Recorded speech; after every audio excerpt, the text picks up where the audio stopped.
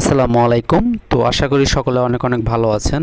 তো দারুণ একটা সুখবর দিল সরকার, অর্থাৎ সরকারি চাকরিজীবীদের মহার্ঘ ভাতা সংক্রান্ত সর্বশেষ আপডেট বলা চলে সকল চাকরিজীবীদের জন্য বড় ধরনের একটা সুখবর।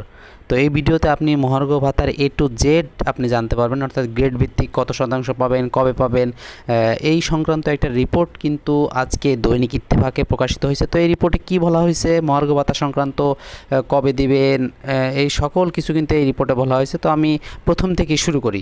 তো দৈনিক ইত্তেফাকে আজকে একটা হেডিং করছে মহার্ঘ ভাতা নিয়ে সর্বশেষ আপডেট নিয়ে, অর্থাৎ সরকারের কী সিদ্ধান্ত নিলে এই বিষয়ক। তো হেডিং দিছে তার এরকম যে সরকারি চাকরিজীবীদের মহার্ঘ ভাতা গ্রেড ভিত্তিক 10 থেকে 20% ভাতা দেওয়ার সুপারিশ করছে সরকার। তো চলুন আমরা দেখে নিই যে মহার্ঘ ভাতা সংক্রান্ত এই হেডিংয়ের ভিতরে সরকার কি কি সিদ্ধান্ত নিল, কবে দিবে, কত টাকা খরচ হবে, কবে পাবেন, কত গ্রেড থেকে কত গ্রেডের চাকরিতে আপনি কত টাকা পাবেন, এই সংক্রান্ত বিষয়াদি। তো দেখুন, বলা হয়েছে যে গত জানুয়ারি থেকেই সরকারি চাকরিজীবীদের মহার্ঘ ভাতা কার্যকরের পরিকল্পনা ছিল সরকারের।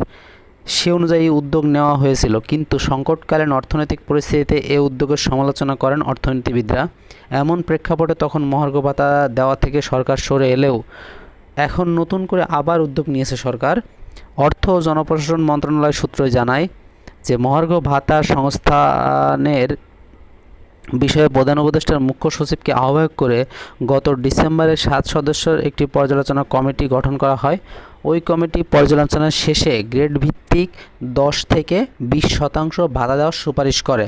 তখন সরকার পিছিয়ে এলে এখন সর্বোচ্চ 20% পর্যন্ত মহার্ঘ ভাতা দেওয়ার পরিকল্পনা নিয়ে কাজ করছে সরকার।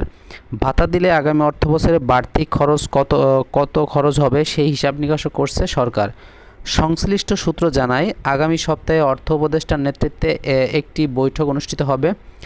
সেখানে অর্থ উপদেষ্টা জনপ্রশাসন সংক্রান্ত কমিটির প্রধান হিসেবে বিষয়টি তুলে ধরবেন। ইতোমধ্যে বৈঠকে উপস্থাপনের জন্য একটি খসড়া প্রস্তাব তৈরি করেছে অর্থ বিভাগ। সূত্র বলছে, যদি প্রস্তাব অনুযায়ী মহার্ঘ ভাতা ঘোষণা হয় তাহলে সরকারি চাকরিজীবীরা বাড়তি যে 5% ইনক্রিমেন্ট পান সেটা আর পাবেন না।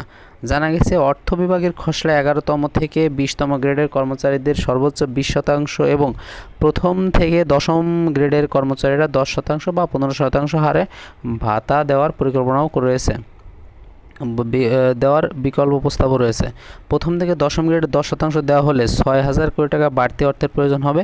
অন্যদিকে 15% দেওয়া হলে ব্যয় দাঁড়াবে প্রায় 6,000 কোটি টাকা।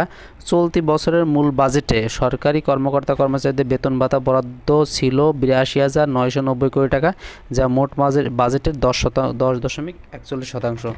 গত সরকারের আমলে বৈষম্যের শিকার চাকরিজীবীদের কয়েক দফায় পদোন্নতি দেওয়ায় সংশোধিত বাজেটে এই খাতে বরাদ্দ বেড়ে 84,000 কোটি টাকা হয়েছে। তো মহার্ঘ ভাতা সংক্রান্ত এটাই সর্বশেষ আপডেট। আপনারা আগামী কিছুদিনের ভিতর সর্বশেষ আপডেট একদম চূড়ান্ত কী সিদ্ধান্ত হলো, যেটা মিটিং করার কথা আছে এবং সভাপতি হিসেবে থাকবেন এখানে অর্থ উপদেষ্টা, তিনি সর্বোচ্চ সিদ্ধান্ত নেবেন যে কখন কি করা লাগবে না করা লাগবে। তো আপনারা এই নিউজে আসলে মহার্ঘ ভাতা সংক্রান্ত সকল আপডেট আশা করি বুঝতে পেরেছেন। তো ধন্যবাদ সাথে থাকার জন্য। আপনারা আমাদের চ্যানেলে যদি নতুন হয়ে থাকেন তাহলে অবশ্যই চ্যানেলটা সাবস্ক্রাইব করে পাশে থাকা বেল আইকনটি প্রেস করে দেবেন। ধন্যবাদ সকলকে, ভালো থাকবেন, সুস্থ থাকবেন, আল্লাহ হাফেজ।